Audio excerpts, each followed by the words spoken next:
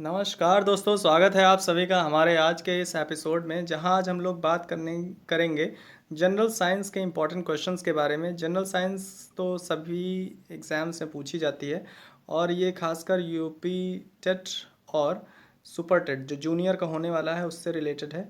तो इसलिए इन जो जूनियर सुपर टेट के बच्चे हैं वो इसे ज़रूर देखें। तो हमारा पहला क्वेश्चन जो है वो है, where is the largest reflecting telescope in Asia. तो जो लार्जेस्ट रिफ्लेक्टिंग टेलीस्कोप को इस्टेब्लिश किया गया है वो कवलूर में किया गया है। कहाँ किया गया है? कवलूर में किया गया है। लार्जेस्ट रिफ्लेक्टिंग टेलीस्कोप जो एशिया का है सबसे बड़ा, वो कवलूर में स्थापित किया गया है। Who invented optical fibre. तो ये काफ़ी ज़्यादा इम्पॉर्टेंट है क्योंकि ये इंडियन ही है और ऑप्टिकल फाइबर इस समय काफ़ी यूज़ किया जा रहा है हमारे द्वारा इंटरनेट में। तो जो इन्वेंटर हैं इसके, वो ऑप्टिकल फाइबर के नरेंद्र कृपानी जी हैं। नरेंद्र कृपानी। नेक्स्ट बात करते हैं, what is the unit of electric current. तो जो इलेक्ट्रिक करंट मतलब विद्युत धारा की जो यूनिट है उसको क्या कहते हैं? तो विद्युत धारा की जो यूनिट है उसको एम्पियर कहते हैं। इलेक्ट्रिक करंट की एसआई यूनिट एम्पियर होती है। नेक्स्ट बात करें कि which is used to divide white light into different colour. तो कौन सी ऐसी चीज़ है जिससे वाइट लाइट को विभिन्न कलरों में विभाजित किया जाता है? तो प्रिज्म अगर हम लोग रख देते हैं, जब प्रिज्म से लाइट पास कराते हैं तो ये 7 डिफरेंट कलर्स में स्कैटर हो जाती है ना। तो विबग्योर बनता है, विबग्योर। नेक्स्ट बात करते हैं कि the reason why swimming pool looks darker than the actual depth. तो उसका कारण बताइए कि जो स्विमिंग पूल होते हैं वो डार्क जितने ज़्यादा होते हैं गहरे, उससे ज़्यादा मतलब कि डार्कर दैन एक्चुअल लेंथ, जितनी उनकी लेंथ होती है उससे डार्कर दिखाई देते हैं। तो ये होता है TIR के द्वारा, टोटल इंटरनल रिफ्लेक्शन, पूर्ण आंतरिक परावर्तन के द्वारा। जो जितना होते हैं उतना नहीं दिखाई देते बल्कि कहीं और दिखाई देती हैं। मतलब कि जैसे अगर गहराई इतनी है, गहरा इतना है तो वो इतना ही दिखाई देगा ना। तो TIR की वजह से होता है। नहीं, ये रिफ्लेक्ट लाइट ऐसे जानी चाहिए लेकिन वो जाते ऐसे दिखता है। नेक्स्ट बात करते हैं, what is lens made of. जो लेंस में बने होते हैं, जो लेंस बने होते हैं वो किससे बने होते हैं? तो लेंस जो बने होते हैं वो फ्लिट ग्लास से बने होते हैं। ये पूछा गया है क्वेश्चन। लेंस लेंस किससे बने होते हैं? फ्लिट ग्लास से बने होते हैं। आगे क्वेश्चन जो है कि मारीच इज एग्जाम्पल ऑफ। तो मारीच जो होता है वो टोटल इंटेलर रिफ्लेक्शन का ही एक एग्जाम्पल है मारीच। जैसे हम गर्मियों में जिसको हम मृग तृष्णा कहते हैं, मृग तृष्णा कहते हैं, तो किसका एग्जाम्पल है? तो वो है किसका एग्जाम्पल? पूर्ण आंतरिक परावर्तन का एग्जाम्पल है मृग तृष्णा। नेक्स्ट बात करते हैं, in summer due to which phenomena does mirage appear. ये वही है, इस रिपीटेड क्वेश्चन है, सिर्फ लैंग्वेज चेंज है। तो what type of mirror is use in front of lamp of vehicles. जो गाड़ियों की हेडलाइट में कौन सा मिरर यूज़ किया जाता है? मतलब कि गाड़ियों की जो हेडलाइट होती है उनमें कौन सा शीशा यूज़ किया जाता है? तो पैराबोलिक मिरर इसमें यूज़ करते हैं। किसमें? पैराबोलिक मिरर जो गाड़ियों की हेडलाइट होती है उसमें। और जो गाड़ियों के शीशे होते हैं उसमें आप लोग कमेंट करके बताइए कि गाड़ियों के शीशे जो होते हैं जिसमें पीछे का देखते हैं या एम्बुलेंस जिसमें दिखती है सीधा लिखा रहता है, तो वो कौन सा मिरर होता है? वो कौन सा दर्पण होता है? Who first measure the velocity of light. Velocity of light को किसने सबसे पहले मेज़र किया था? तो सबसे पहले वेलोसिटी ऑफ लाइट का कॉन्सेप्ट दिया था रोमर ने। किसने दिया था? रोमर ने। नेक्स्ट बात करते हैं कि which glass are use to watch 3D movies.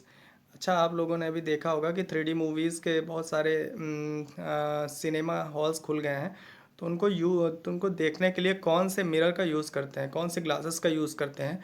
तो पोलराइज ग्लास होते हैं, उनका यूज़ किया जाता है 3D फिल्म देखने के लिए। What physical amount is obtained by ratio of momentum and velocity of a substance. तो ratio of momentum velocity of substance जो होता है उनका फिजिकल अमाउंट को मास कहते हैं। क्या कहते हैं? जब फिजिकल अमाउंट, उनके फिजिकल अमाउंट को मास कहते हैं। मोमेंटम एंड वेलोसिटी ऑफ इनके जो रेशियो का होता है तो उससे मास कहते हैं। तो इसका फॉर्मूला क्या होता है मोमेंटम का? P=mv होता है। तो P से होता है मोमेंटम, M से होता है मास और ये होता है वेलोसिटी। तो P=mv हो जाता है। नेक्स्ट बात करते हैं on which principle the rocket works. तो जो रॉकेट होता है वो कौन से सिद्धांत पर कार्य करता है, तो इमल्शन प्रोटेक्शन पर काम करता है। नेक्स्ट बात करते हैं कि who प्रोपाउंड the universal law of gravity. तो ये तो सभी जानते हैं कि यूनिवर्सल लॉ ऑफ ग्रेविटी किसने दिया था, तो आइजैक न्यूटन ने दिया था। आइजैक न्यूटन उन्होंने दिया था। कितने लॉज हैं, तो 3 लॉज हैं, फर्स्ट सेकंड थर्ड। तो पास्कल की यूनिट बताना है, तो पास्कल की यूनिट, प्रेशर की यूनिट जो होती है वो पास्कल होती है। प्रेशर की जो यूनिट होती है वो पास्कल है। नेक्स्ट बात करते हैं कि क्यूसेक से क्या नापा जाता है, तो क्यूसेक से फ्लो ऑफ वाटर नापा जाता है। फ्लो ऑफ वाटर किस में नापा जाता है, तो फ्लो ऑफ वाटर को क्यूसेक में नापते हैं। किस में, क्यूसेक में। Which one is the most elastic. सबसे ज़्यादा इलास्टिसिटी किस में होती है, तो सबसे ज़्यादा इलास्टिसिटी होती है स्टील में। सबसे ज़्यादा इलास्टिसिटी किस में होती है, सबसे ज़्यादा इलास्टिसिटी होती है स्टील में। Force due to which the body moves towards centre of the earth. तो जिस फोर्स के कारण जो बॉडी है वो अर्थ के सेंटर पर मूव करती है, तो यही चीज़ को तो इन्होंने बताया था। तो यही चीज़ किसने बताई थी, ग्रेविटी के द्वारा होता है। उसको दिया किसने था, आइजैक न्यूटन ने दिया था। आगे बात करते हैं कि how much earth gravity is closest to the moon gravity.